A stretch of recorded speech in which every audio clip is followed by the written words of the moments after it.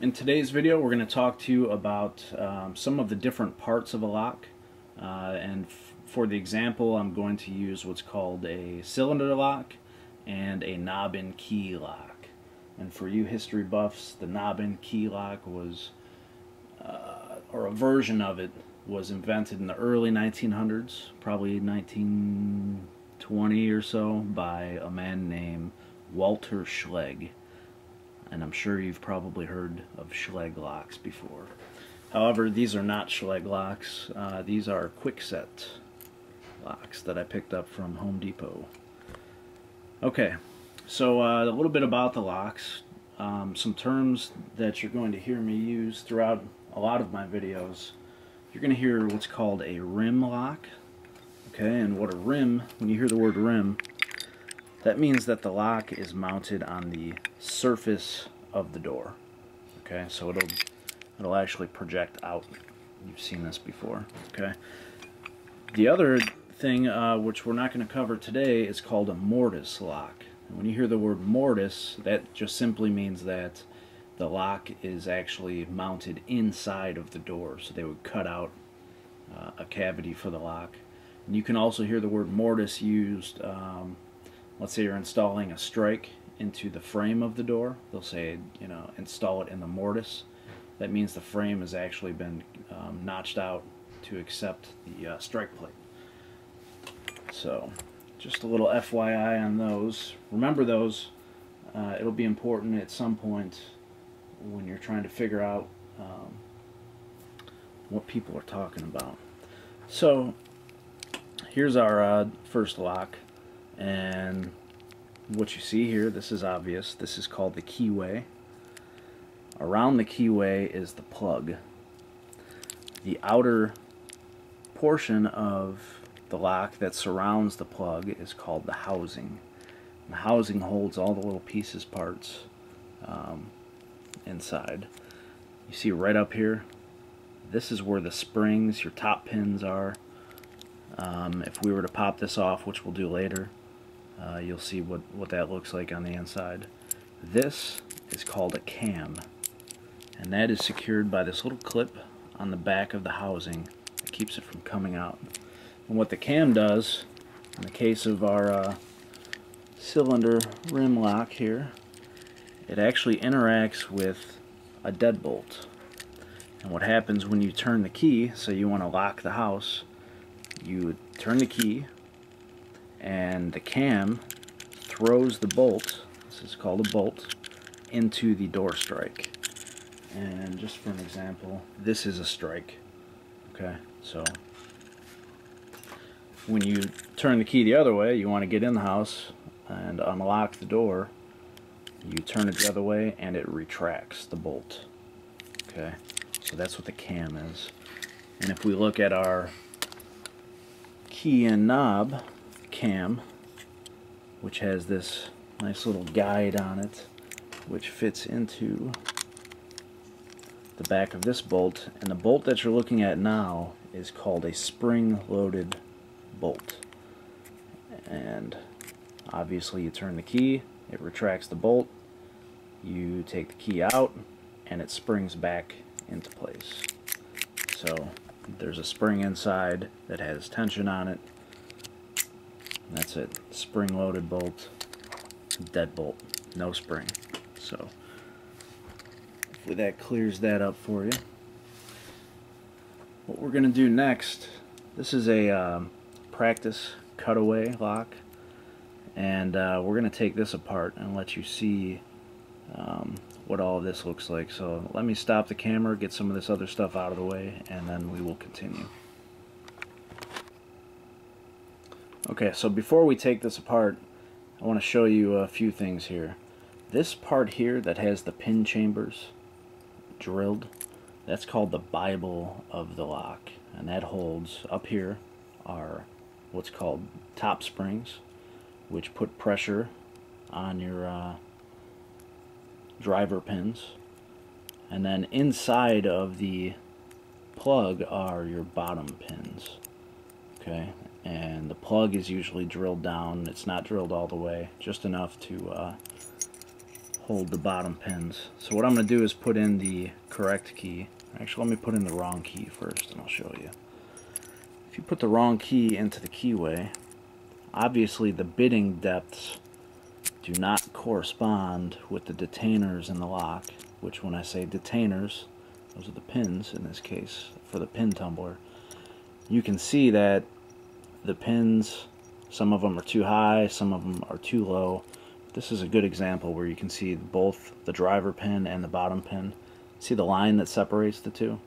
When the key is inserted correctly, both of those will align right where the housing and the plug separate. And that allows the plug to rotate. So let me put the right key in. You'll see what happens. All of the pins are perfectly aligned between the housing and the plug, and look, it allows it to turn. There's your bottom pins. Okay, so that'll turn. And what happens when you want to take apart the lock, you have to, in most cases, have the key in the lock. What keeps you from being able to pull this out is this little screw-on cap. And there's, see that little pin? There's a little spring-loaded pin in there that holds it in place. So with the right key inserted, which we're going to do here, I'm going to turn it, and then I'm just going to use the end of my plug spinner. What you do is you'll press down the pin and start turning. So I'm going to do that, and once I get it off, we'll come right back. Okay, so here is the cap, and here you'll see, once we take this out, set it down there, there's a spring. These things are tiny. Do not want these going all over the floor. It'll take you forever to find. One idea a buddy of mine had when we first started doing this, of course that happened to us, we took this little cap off and it went everywhere. He suggested buying a magnet, you know, strong enough you can just kind of wave it over the floor and pick up the pieces. That works pretty well.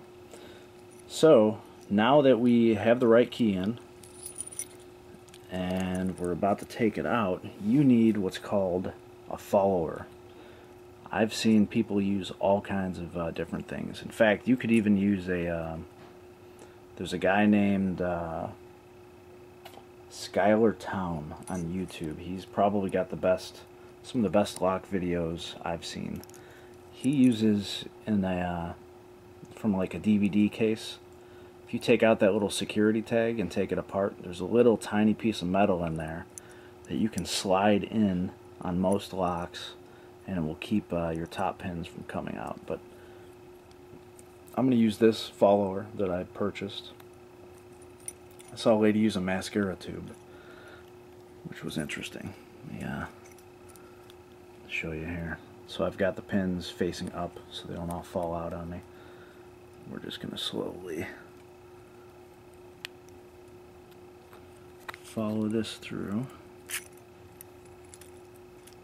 And you'll see that the follower is keeping the top pins in. I'm just going to go very slowly so I don't lose them. Okay, so this is the plug with the bottom pins that sit inside of the keyway. And again, with the right key, you'll see as this goes in how the pins interact. Okay. When you put the wrong key in, these project out into the housing. Even that little tiny bit will stop it. But that one right there, that's the big one.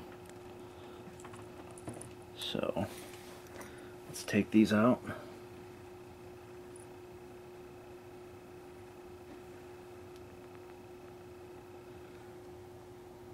Okay, so there's our little bottom pins.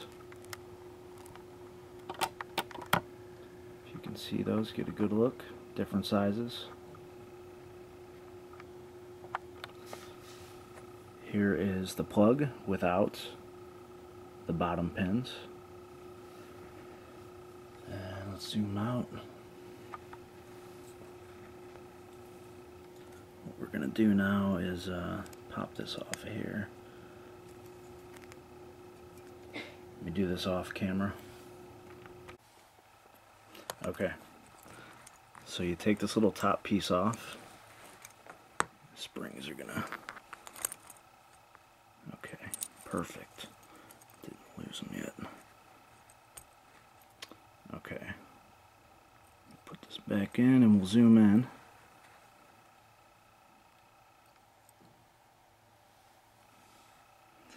So your springs sit underneath that cap and they push the top pins down. That's why they call them driver pins, because they're being driven down. So if we take the springs out,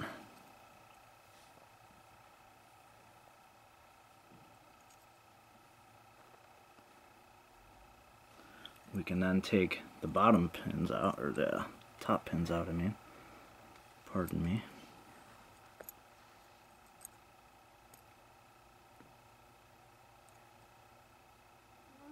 There's one tiny one in there.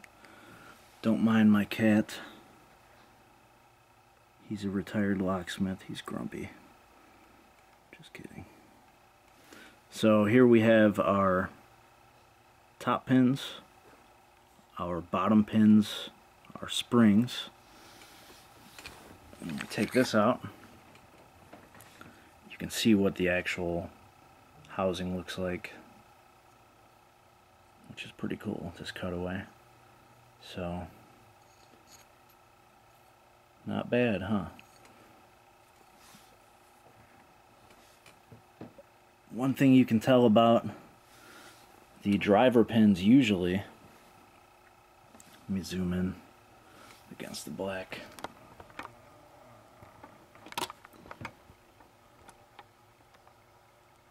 Come on, focus.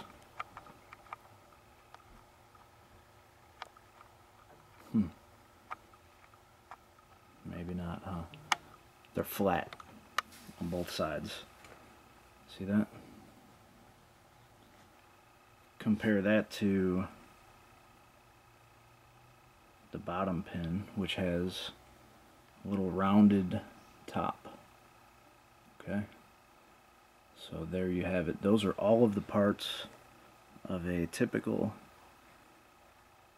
pin tumbler lock. I hope you enjoyed the video. If you have any questions, please post it in the comments. And as usual, thank you for watching.